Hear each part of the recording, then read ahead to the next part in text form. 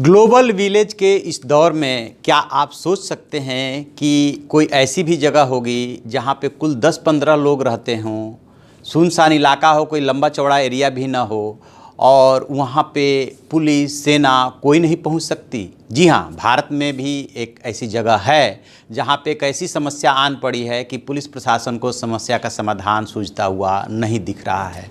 वो है sentinel island.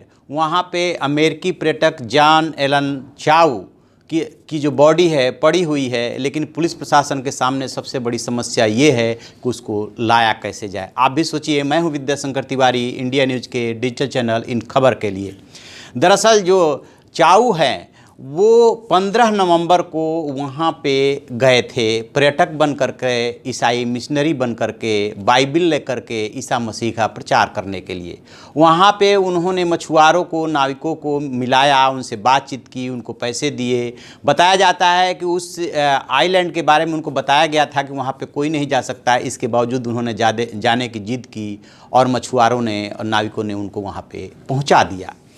15 नवंबर की सुबह वहाँ पे उतरते हैं। अपने साथ वो बाइबिल भी ले गए थे, फुटबॉल भी ले गए थे, मेडिकल किट ले गए थे और आदिवासियों के बीच में पहुँचते हैं।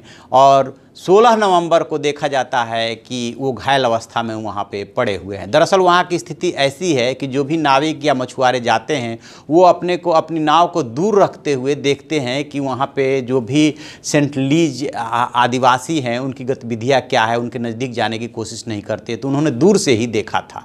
लेकिन 17 नवंबर को ये देखा कि उनकी बॉडी जो है, उनका जो शव जो है वहाँ पे पड़ा हुआ है और उसको खोद करके गाड़ने की कोशिश की गई थी।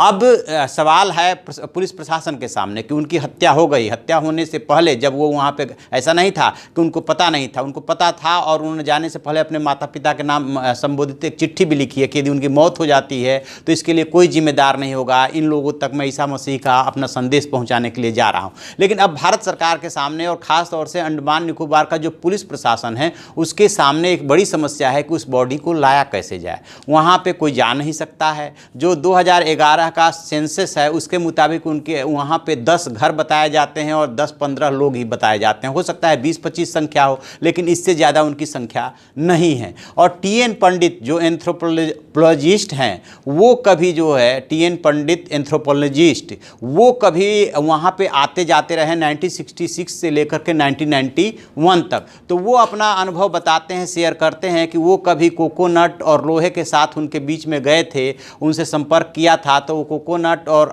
लोहा ले लेते हैं। शायद लोहा इस पर्पज़ से वो ले लेते हैं कि उन्हें तीर बनाने के वो काम आता है और उन्होंने संपर्क किया था। तो अब उनसे वहाँ का पुलिस प्रशासन ये संपर्क कर रहा है कि किस तरह से वहाँ पे जाया जाए ताकि जो है उस बॉडी को ले आया जा सके। ये बहुत बड़ी चुनौती हो गई है वहाँ के प्रशासन के सामने, क्योंकि एक डर ये भी रहता है कि उन आदिवासियों के बीच में जो कोई जाएगा, बाहरी लोग वहाँ पर, चूँकि वो इतने दिनों से कट्टे हुए 60,000 साल से बताया जाता है कि वो वहाँ पर रह रहे हैं, वो यहाँ पे से बहुत सारी बीमारियाँ लेकर के जाते हैं और जैसे वो उनके टच में आते हैं या उनके संपर्क में आते हैं तो उनको वही बीमारियां होने का खतरा पैदा हो जाता है। चूँकि ये सेंटलीज जो हैं संरक्षित आदिवासी हैं, इसलिए उनको सरकार किसी भी सूरत में ख़त्म नहीं होने देना चाहती। अब देखते हैं कि पुलिस प्रशासन कैसे इस चुनौती से निपटता है और कैसे उनके शव को रिकवर करता है। तो आप ऐसी खबरों के लिए देखते रहिए हमारा डिजिटल चैनल इन खबर और उसे सब्सक्राइब कीजिए।